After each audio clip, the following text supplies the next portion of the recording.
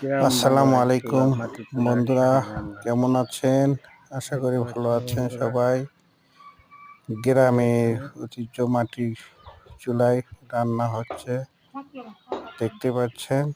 রাত চীনা হাঁসের মাংস নারকেল দিয়ে আপনাদের সবাই দাওয়াত রইল, এসে খেয়ে যাবেন।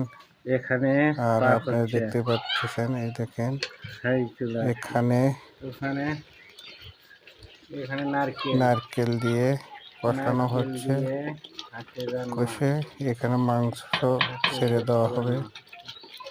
আপনাদের সবাইকে সেই দাওয়াত। স্বাদ হবে ইনশাল্লাহ। আসবেন আপনারা কিন্তু আশা করি অবশ্যই। আপনাদের বন্ধুরা, সবার দাওয়াত রইল, আপনারা সবাই আসবেন, আপনারা আসবেন।